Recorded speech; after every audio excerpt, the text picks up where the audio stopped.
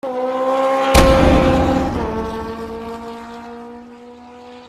guys, I'm here with my 2012 Yamaha tenere, and I wanted to compare the tenere to my fjr1300. Both bikes are extremely good, but oftentimes I find that the owners of the tenere and the owners of the fjrs, they neglect to say a few things. So since I've owned both, I wanted to show you some of the pros and cons behind these two bikes. This is my 2012 Yamaha Super Tenere, and this is the first year of the tenere. So far I really like it. There are some problems with it that I'm going to be going into, but today's video is about the comparison to the fjr1300. These bikes are very similar in a way. You might be wondering, why get a tenere over the fjr or the fjr over the tenere? There are many factors in your purchase. Even in the used market, I believe you can get great deals on both of these bikes. Probably a better deal on a early fjr as opposed to the tenere. Let's talk about the fjr. The fjr's engine power is much better than this one.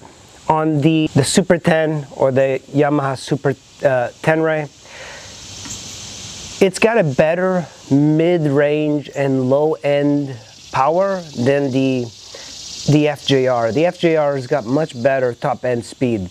This one at low speeds is much better, and mid-range is much better. And quite honestly, the people that get the fjr and the Super 10, they mostly want to ride at a mid-range sort of power band. And I don't find that a lot of fjr owners do take their bikes over 130 miles an hour anyway. But if you're the type of person that likes doing sweeping turns and high-speed riding, then the fjr is a much better bike for you. When it comes to engine, the Super tenere is not as smooth as the fjr. The fjr's engine is one of the smoothest engines you will ever find in a motorcycle.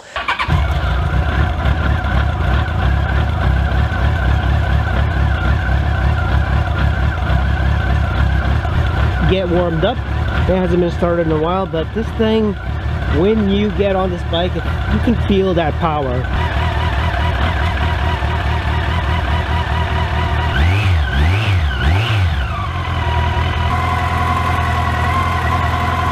And because it's a 1300cc bike, that thing is just ultra quiet, ultra smooth, ultra reliable. And the Super 10, all right, let's start it.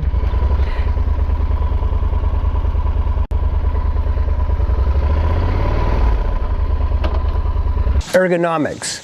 I find that the ergonomics on the Super tenere suit me better. I'm 5'9" and I weigh 160 pounds. The fjr was a little bit tight, and that's a big bike, so I was wondering why my knees kept hitting the plastic. On this Super tenere, even though it bulges out quite a bit, you do not hit any of the plastic, and you fit really well onto the bike, and it kind of feels like you're sitting inside the bike as opposed to the feeling of the fjr of sitting on top of the bike.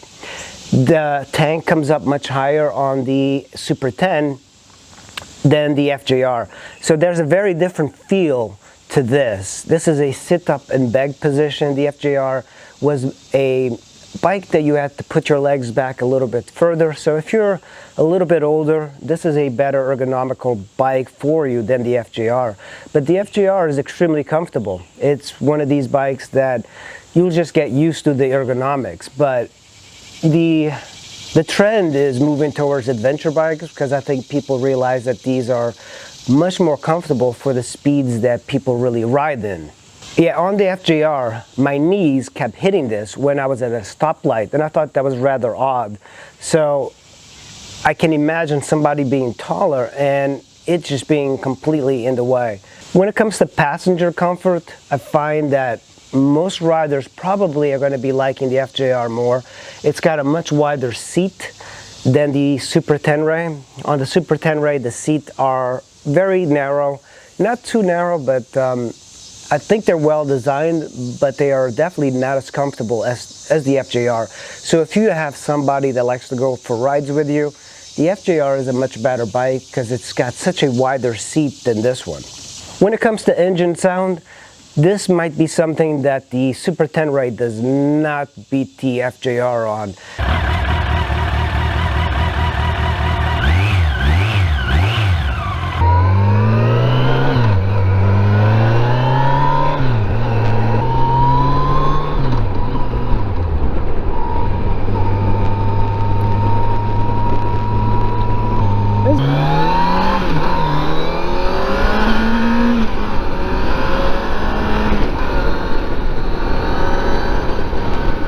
Shit.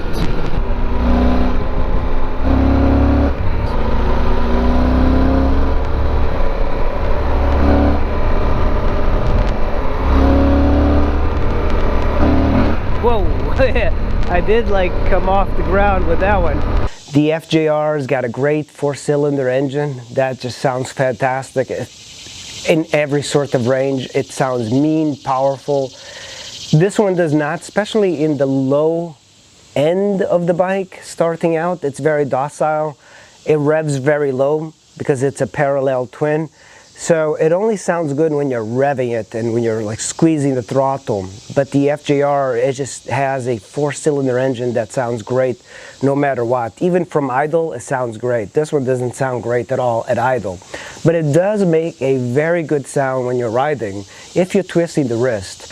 When it comes to looks, of course, everything has to do on the person. I find that the looks of the Super Tenere are not very cool compared to the new adventure bikes out from KTM. I think it looks better than the GS, and I also like that it's a little bit of an underdog when it comes to adventure bikes, but I find that the FJR has got an edge when it comes to looks. Even despite being a sport touring bike that's a little bit long in the tooth, I think the FJR looks a little bit better than this. And I think it really matters on what you like in a bike. It has very little to do with the bike itself because they're both great bikes, they're both excellent to ride, and both of them will give you a long time of riding pleasure.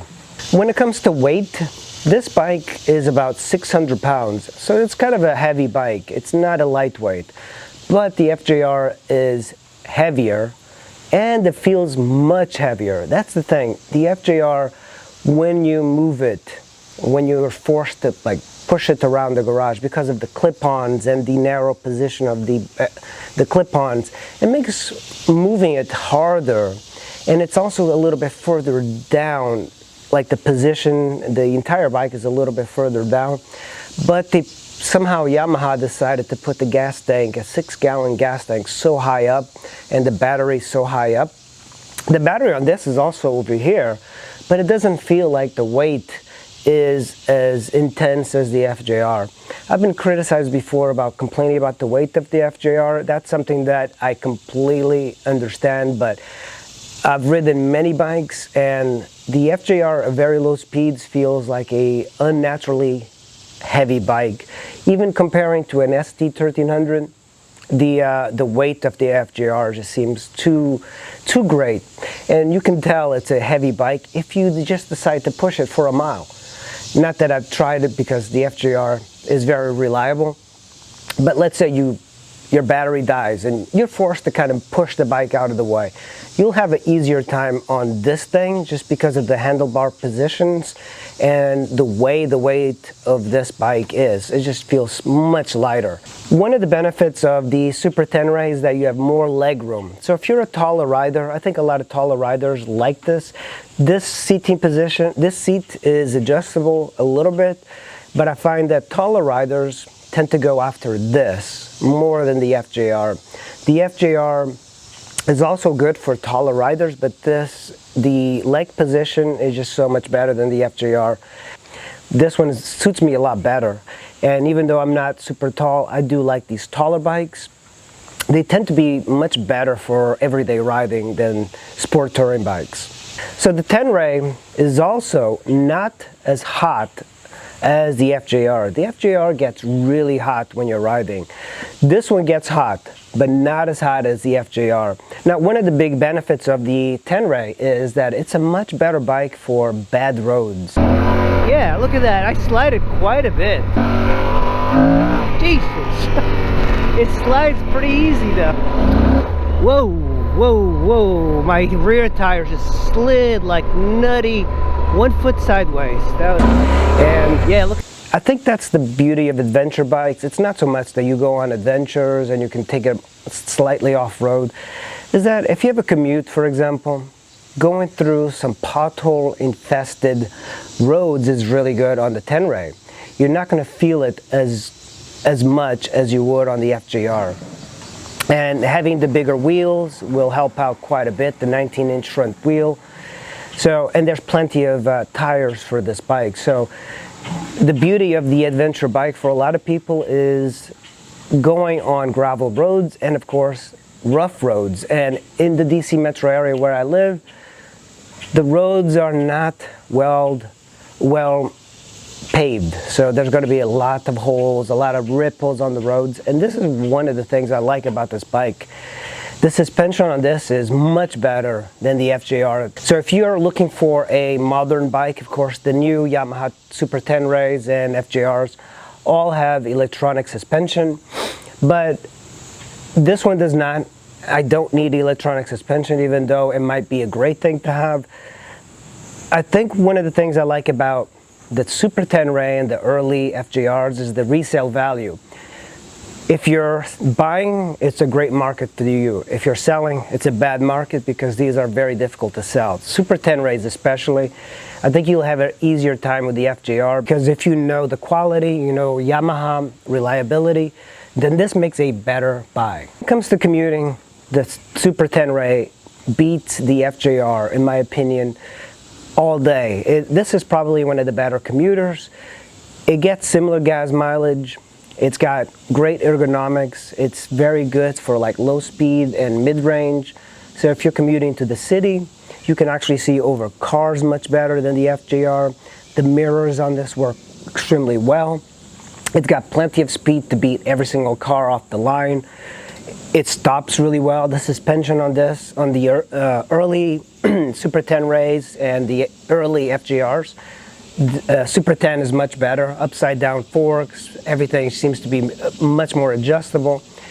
The FJR had great suspension, but that suspension is better for higher speed sweeping corners, which you don't really find in major cities when you're commuting. So this makes a much better commuter than the FJR.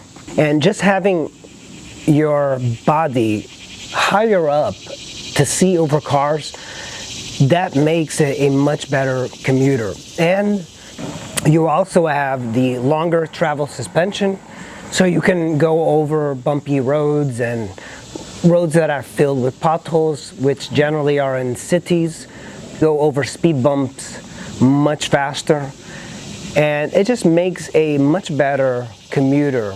ADV bikes, I think, if you don't do any ADV style riding, they make some of the better commuters that you could possibly have.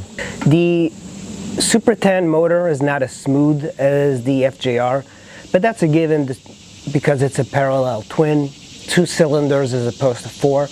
The FJR is unnaturally smooth, and if you like smooth bikes, it feels like the FJR is just probably one of the smoothest motors out there. And of course, it's a super reliable motor. It's kind of like a v-strom 650. It's been proven as a motor that's going to last forever. Another important consideration when you're getting FJR over the Super 10 is that the FJR comes standard with bags, and they're very well integrated onto the bike. The Super 10 doesn't have anything. You can see I have a Cordura bag on here. I don't have any luggage for this, but the bags on the Super Tenere cost about $1,000, so they're very expensive. So it's something to consider because, you know, this is not a cheap bike. New, it was very expensive. And I believe that the Super Teneres are like $17,000, so they're not cheap. So they should come standard with bags because most people that get this will use it for commuting and traveling. At least that's the idea behind adventure bikes. The FJR comes standard with bags, and you can get better deals on the FJRs because they're a little bit older. You can get an 04, 05 FJR, and you can rest assured that even if you get an older FJR, it's going to be just as reliable as any other FJR. You're just not going to get all the modern technology that the new ones have. But I find it really fascinating that of these two bikes, they're so similar but yet so different. But the one thing to keep in mind is that Yamaha builds probably the most reliable motorcycles in the motorcycling business. And even Consumer Reports from their data that Yamaha is the most reliable brand. And of all the Yamahas I've had, I can attest to that. I've never had any issues with Yamahas, and that's the reason I bought this Super Tenere and I had the FJR. Also, another important thing to note, which is a similarity behind these two bikes, is that they have a shaft drive. And I'm sure most people that are buying one of these know that the shaft drive on these Yamahas is quote-unquote bulletproof. So that is one of the reasons that people will get the Yamaha version of the sport touring and adventure bike as opposed to a BMW, for example. So that is some of the similarities and pros and cons of the FJR over the Tenere. I know that a lot of it has to do with people's personality when it comes to buying a bike, but I feel that the Super Tenere, despite being slower and having a motor that's a little bit rougher, is a better deal. I think it's a really great bike for what you get. You're going to have a very reliable bike that you can keep for years and years. As that is a comparison between my fjr1300 and the Yamaha Super Tenere.